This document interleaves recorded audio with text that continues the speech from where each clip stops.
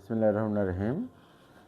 সুপ্রিয় শিক্ষার্থীবৃন্দ, আজকে আমি তোমাদের রসায়নের একটা গুরুত্বপূর্ণ টপিক, যেটা রসায়নের প্রাণকেন্দ্র বলা হয়, পর্যায় সারণী। এই পর্যায় সারণী নিয়ে আজকে কথা বলবো। হ্যাঁ, পর্যায় সারণীতে আসলে আমরা পর্যায় সারণী সম্পর্কে জানি যে আসলে একটা পর্যায় সারণীতে কী কী আছে বা নাই। এটা শুধু আমরা দেখি যে পর্যায় সারণীতে প্রথম গ্রুপ, পর্যায়, এগুলো সব শুধু দেখি, কিন্তু আসলে আমাদের কি দেখার মাঝেই সব কিছু যদি সীমাবদ্ধ রাখি, তাহলে কিন্তু আমার এই পর্যায় সারণী সম্পর্কে ভালো ধারণা আসবে না।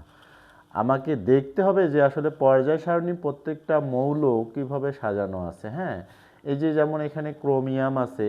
হ্যাঁ, ক্রোমিয়ামের পারমাণবিক সংখ্যা কত, পারমাণবিক ভর কত।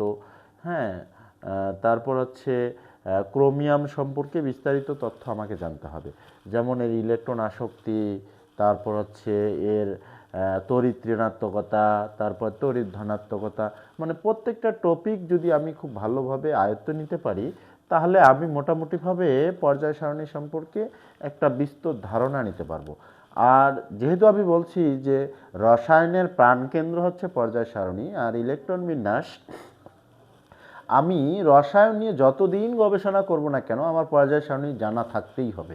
এটা আমাদের প্রত্যেকের, যারা রসায়ন নিয়ে পড়ব, তাদের প্রত্যেকের মেজর যেটা প্রবলেম, সেটা হচ্ছে পর্যায় সারণী।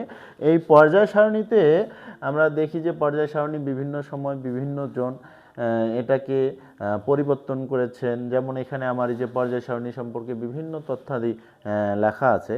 আমি কিন্তু তোমাদের নবম দশম শ্রেণীর কিন্তু একটা বই নিয়েছি। হ্যাঁ, নবম দশম শ্রেণীর একটা বই। যেমন এই যে বলছে, এই সূত্র অনুসারে তিনি এ পর্যন্ত 63টি মৌল নিয়ে, তার মানে 1969 সালে রাশিয়ান বিজ্ঞানী মেন্ডেলিভ কতটা মৌল নিয়ে?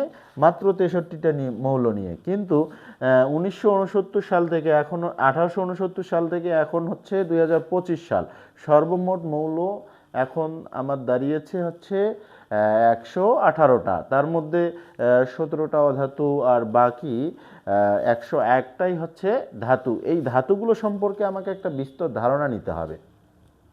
আসলে আমরা এই ধারণাগুলো কিভাবে পাবো, কিভাবে এই ধারণাগুলো আমরা কনসেপ্টগুলো ক্লিয়ার করব। আমি যদি বলি যে আমি এই কনসেপ্টটা ক্লিয়ার করার জন্য প্রত্যেকটা মৌলকে আলাদা আলাদাভাবে সাজিয়ে, আলাদা আলাদাভাবে, আমি যেহেতু স্মার্ট বোর্ডে ক্লাস করতেছি, তাহলে আমি একটু স্মার্টলি যদি পড়াশোনা করতে চাই, তাহলে কিন্তু আমি দেখাইতে পারবো যে যেমন এখানে বেরিলিয়াম আছে, ইট্রিয়াম, জার্কোনিয়াম অথবা ক্যালসিয়াম, ম্যাগনেসিয়াম, যাই বলি না কেন, আমি প্রত্যেকটা মৌল সম্পর্কে একটা বিস্তর ধারণা দিতে পারবো। হ্যাঁ, আমি যদি বলি যে এই বইটার মধ্যে এই পর্যায় সারণীটাকে আমি আলাদাভাবে যদি নেই, যেমন আমি এখানে দেখাইতে পারি যে এই পর্যায় সারণীটা যদি আমি মূল বইয়ে যাই, একটু বইয়ে যাব, গেলে এই যে আমি একটা যদি ক্রিয়েট নিউ এক্সারসাইজ বুক আমি যদি নেই, তাহলে আমি এখান থেকে দেখাইতে পারবো যে পর্যায় সারণীর প্রাণকেন্দ্র কোথা থেকে আসে। হ্যাঁ, আমি একটা পেজ নিয়েছি, এখানে আলাদা একটা পেজ। আমার এই 3D অপশনটা যদি কেটে দেই, তাহলে আমার নিচের অপশন কই গেল? আমার একটু বেশি হয়েছে। আচ্ছা, একটু ছোট করার যদি চেষ্টা করি, সরি, দাঁড়াও একটু,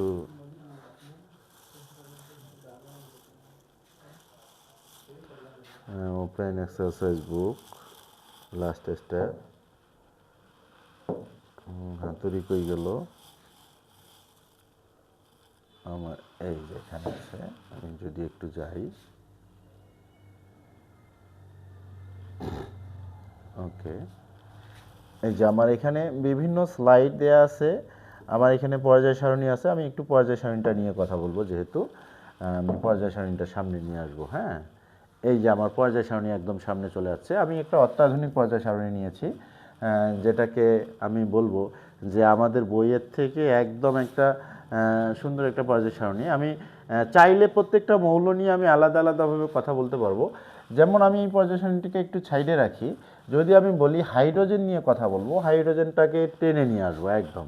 এই যে হাইড্রোজেন টেনে নিয়ে আসছি, দেখেন হাইড্রোজেন সম্পর্কে সকল তত্ত্ব, এই যে রিলেটিভ অ্যাটমিক মাস, তারপরে ইলেকট্রোনেগেটিভিটি, তারপরে লোনিসেশন এনার্জি, তার মানে প্রত্যেকটা হাইড্রোজেনের প্রত্যেকটা টপিক, এখানে হাইড্রোজেনের যা যা যাবতীয় জিনিস, আমি শুধু হাইড্রোজেনে না, এখানে প্রত্যেকটা মৌলকে টেনে এনে আলাদা আলাদাভাবে আমি দেখাইতে পারবো।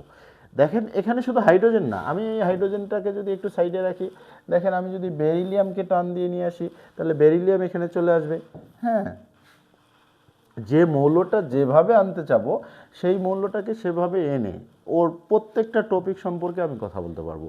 যেমন এখানে শুধু এই কথাই না, আমি যদি এখানেও আমি দেখাইতে পারবো, যেমন এখানে বেরিলিয়াম আছে, আমি যদি এখানে ভ্যানাডিয়াম নিয়ে আসি, তাহলে এখানে ভ্যানাডিয়াম চলে যাবে। এই যে ভ্যানাডিয়াম চলে আসছে, এই যে ইলেকট্রন বিন্যাস একদম ডায়াগ্রাম সহ ইলেকট্রন বিন্যাস একদম স্পষ্টভাবে ওখানে দেওয়া আছে, এবং 3Dতে দেখেন কত সুন্দর উজ্জ্বলভাবে দেওয়া আছে। হ্যাঁ, তারপর ভ্যালেন্স শেল, এর কতটা শেল থাকবে, তারপর নিউক্লিয়াস কোথায় থাকবে, কতটা ইলেকট্রন কোন কক্ষপথে কিভাবে ঘুরবে, প্রত্যেকটা টপিক সম্পর্কে এখানে বিস্তর ধারণা দেওয়া আছে।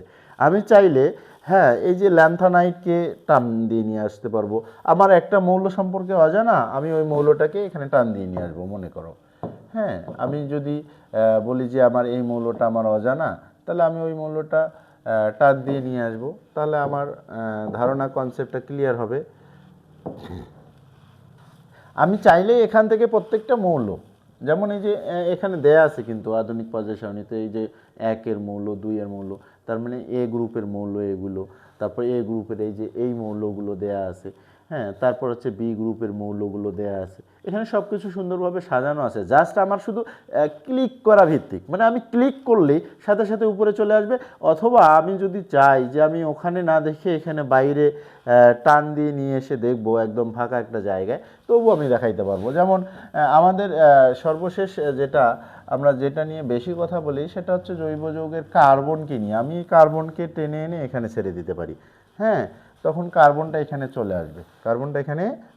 এই যে কার্বন চলে আসছে, দেখেন এই তো কার্বনের পারমাণবিক সংখ্যা কত, ইলেকট্রোনেগেটিভিটি, তারপর তড়িৎচুম্বকতা, কন্ডাকশন, তার মানে প্রত্যেকটা টপিক কিন্তু কার্বনের এখানে চলে আসছে। আমি চাইলেই কার্বন সম্পর্কে বিস্তর ধারণা দিতে পারবো। আমার প্রত্যেকটা মৌল সম্পর্কে এভাবে ধারণা পেতে হলে আমাদের অনলাইন ক্লাসে একটু আমাদের ক্লাসটা শেয়ার করে রাখবেন, অথবা আমাদের সাথে যোগাযোগ করতে পারেন অনলাইন ক্লাসের জন্য।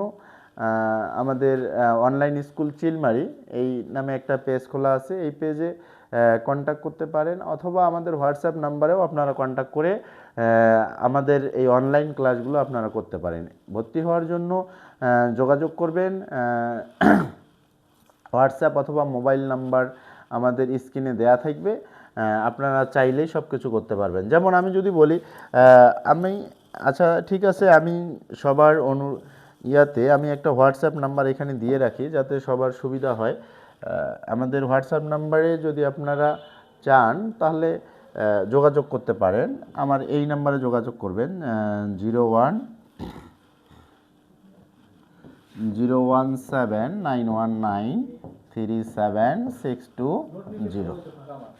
হ্যাঁ, তাহলে চাইলেই আপনারা এটা করতে পারবেন, যোগাযোগ করলে অনলাইনে ক্লাস করতে পারবেন। আর অনলাইনে ক্লাস করার জন্য আমাদের নতুন বছরে নতুনভাবে আমরা অনলাইন ক্লাসটা চালু করব। হ্যাঁ, আপনারা এভাবে একদম 3D সহকারে প্রত্যেকটা টপিক সুন্দরভাবে শিখতে পারবেন। আবার যদি আমাদের মোবাইল নাম্বারও রাখতে পারেন, আপনারা মোবাইল নাম্বারও রাখতে পারেন।